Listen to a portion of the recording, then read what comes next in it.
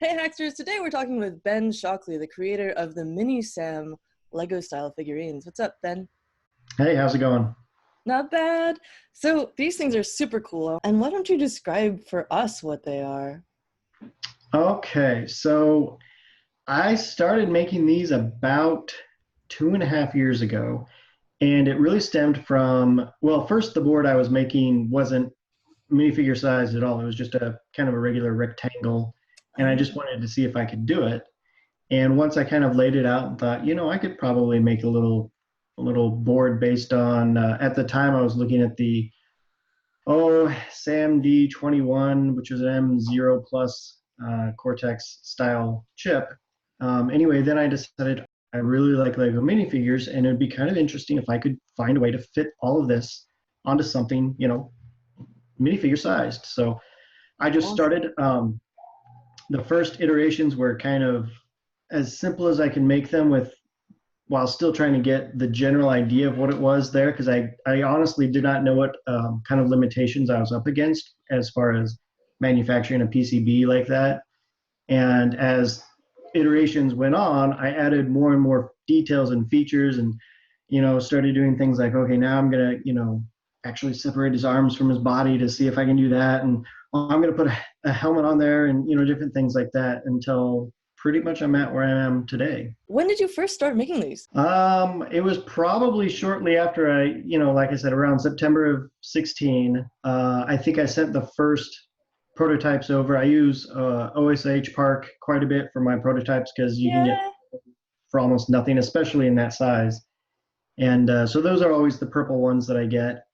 And I probably did that, oh golly, dozens of times through iterations over the last few years. And it wasn't until I would say the last 6 months or so that I actually started getting different colors. So I actually, once I nailed down the design, I kind of sent it out for some different colors, and I got blues, and then I got blacks, and then I was just trying all kinds of colors, yellows and whites and reds, so I could see what they all looked like when they came back before I made a big order or anything like that. Cool. And I started sharing a lot of this on Twitter of, hey, here's what I've been working on. Is I kind of think it's cool, and I thought others would too. And a lot of people started to catch on and said, oh wow, that's really pretty neat. So Yeah, everyone loves Lego and everyone loves PCB badges. It's like the perfect combo. right. So what made you so curious about the ATSMD21 chip? Is that still the one that you're using?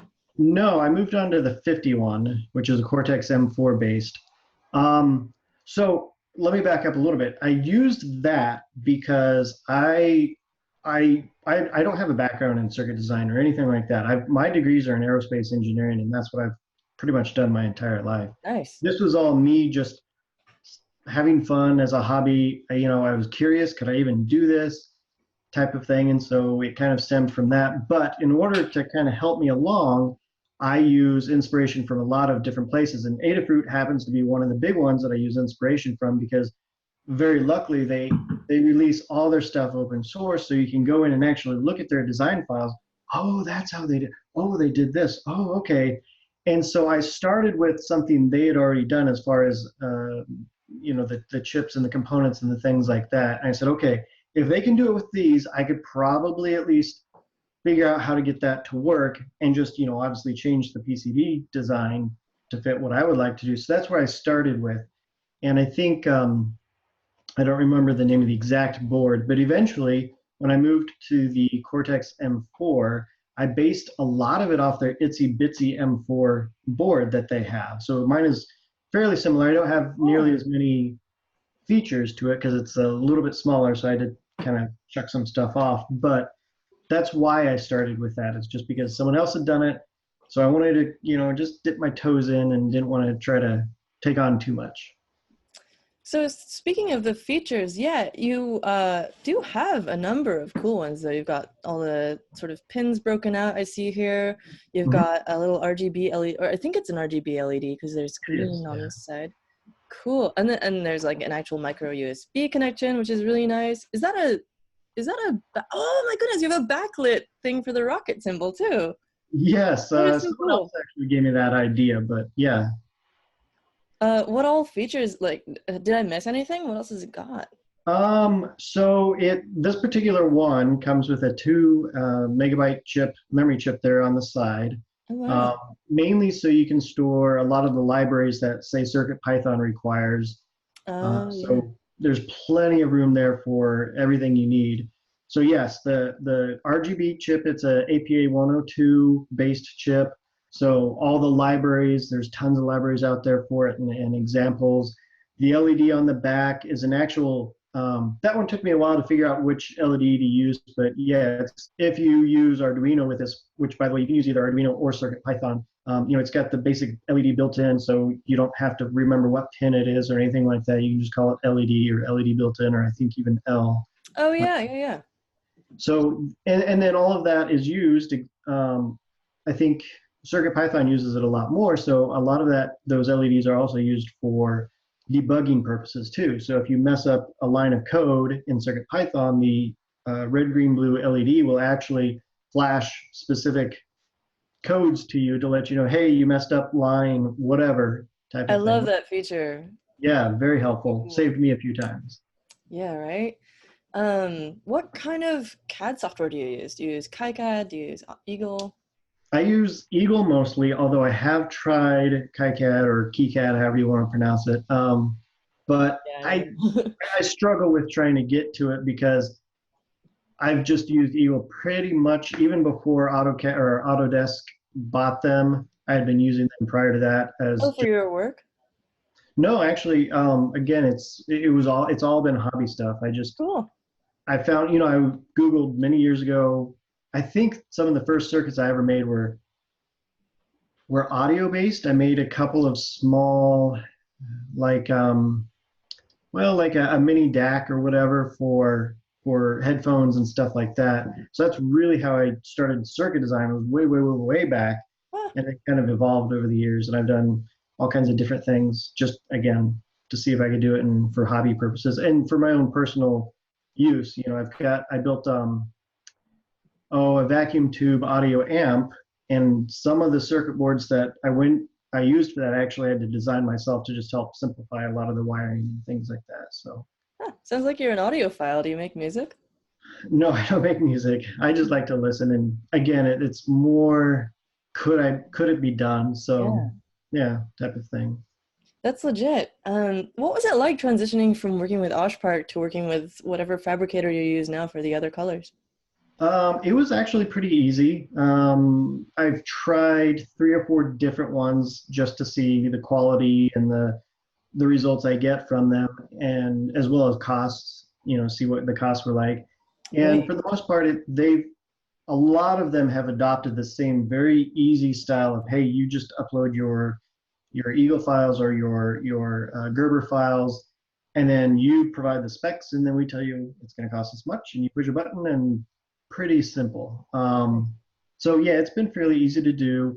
The last major thing I did was I actually had 100 boards, not only PCB produced, but they also did the assembly for me. So I Oh, sent them yeah. my BOM, and this was through PCB Way, and the collaboration proved to be a little bit difficult only because every time they'd send me a message, I was asleep, and every time I'd send them a message, they were asleep. So it took a little while, but they were very easy to work with.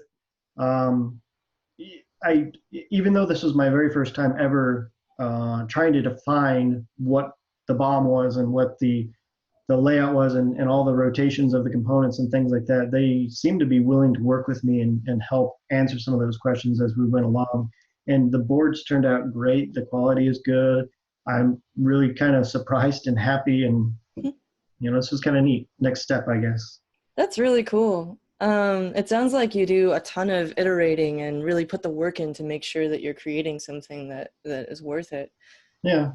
And so in the past, did you assemble these all by hand? I see that like on your site, minisam.cc, and we're looking at the shop here. If you get it fully assembled, it's $40, and if you get the DIY kit, then it's 25, which is a pretty cool, like a pretty big difference. I'm wondering if like that's the price where you were you doing that, or are you having like Yes. So it's the price difference is basically me sitting at my table at night, picking and placing myself and doing all the soldering I would do It's pretty much all hot air reflow solder gun that I use, and so I try to do them in batches, and I'm just not extremely good at it. So I probably have a fallout of about 1 out of 8 boards fail, and I can try to figure out what's wrong. But yeah, that's pretty much the price difference. Here we're looking at, actually, I did buy myself a kit to make a reflow oven, Ah. and I haven't quite got it figured out yet, the profile, I should say. So I've got a few iterations more to go through that, but I'm gonna attempt to be able to use the oven instead of me hand holding the hot airflow rework gun and trying to get it to work. I hope I can do this because it may help reduce some of that. Ultimately, what I would really love to be able to do is kind of reduce the price so that more people can get a hold of it if they want.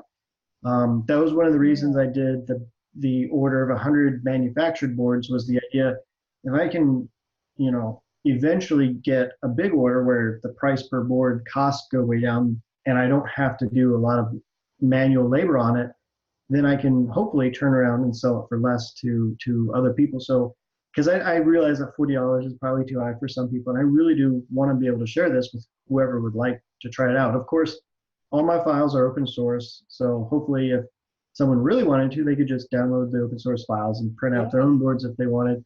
Or like I said, the kit, I've had quite a few people request a kit, which I'm happy to send out, and hopefully You have this build video so people can see already how to put it together, like how you do it. Yep, exactly. Yeah, what kind of stuff are you putting on YouTube? Well, that's mostly it. Design sessions, cool. I've done quite a few builds. There's probably, if you go to my videos list, there might be some model trains in there, maybe? Oh yeah, cool. Yeah, a few model trains. I'm gonna try to not screw up our connection here, but oh, this is great. So Fantastic. yeah, I'm very much into model trains, or well, I'm into real trains, of course, and which kind of translates to model trains as well. Yeah, it's harder to have Especially a real train in like, your living room.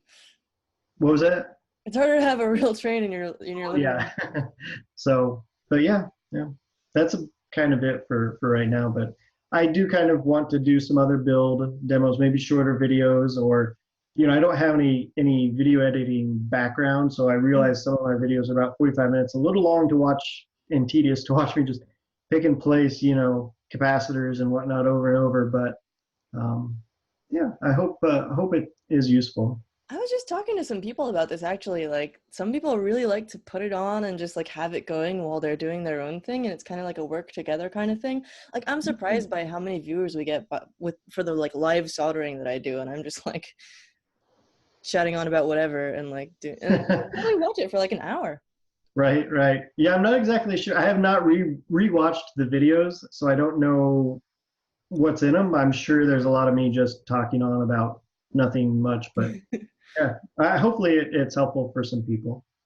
So who else's work inspires you? Like, what have you looked at and been like, oh, that's it. I've got to like take that idea maybe and like work it into my own stuff somehow. Right.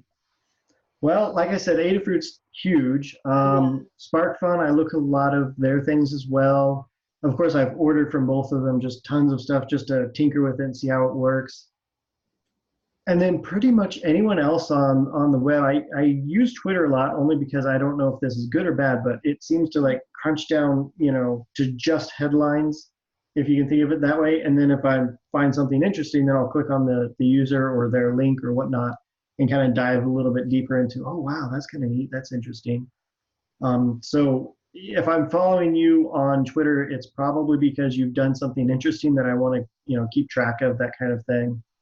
And, unfortunately, this is more of a hobby, and I do have a full-time job. So I have a limited amount of time I can spend working on this and researching other people's stuff. But I just find it all fascinating. So I try to absorb as much as I can. Yeah. What tips would you have for someone just getting started in this medium? Don't be afraid. Yeah. It looks intimidating sometimes, and especially if you're trying to do PCB design and layout the very first time, and you see all those disconnected wires and everything's just the design looks like, oh my gosh, how am I ever going to figure out how to connect all this together? Just jump in and get started. You'll probably change 100 different times the way you wire or route particular things, but that's just kind of the fun of it. And for me, I kind of find it a little therapeutic to do routing of signals on a PCB. It's Yeah. like doing a puzzle. I can shut off my brain and just focus on that one thing. And then I guess the second advice I would give is always read the manual. So pull up your spec sheets and read through them, and then read through it again, because you will probably forget something or mess something up, but that's okay. That's kind of the fun of it. And just keep trying. Awesome. Do you have any other designs in the works? Like you've iterated on this one a million times, Right. and it looks awesome, and the product is gorgeous. I'm wondering if you have any other things like itching around in the back of your skull, or keep just Yeah. this one. So I do. I do have some ideas I would like to try out. The first would be I want to create a few backpacks for him, if you will, so that Oh you can yeah. add additional features. One would be a breakout board. Actually, somewhere in the middle, one of the design iterations of the Minisam actually had pads so you could solder on standard zero point 0.1 inch spaced, just like this, 0.1 inch space headers on it on the back of the actual board, Huh. and then plug it into a dip socket. That required me to use a 4-layer PCB board, and so to try to save a little bit of cost, I cut it down to 2-layer, and I dropped that. And I was like, well, if someone still wants it, I'll add this in a kind of a follow-on. And then I've got other ideas, like I'd like one that has, temperature sensor or something else in it.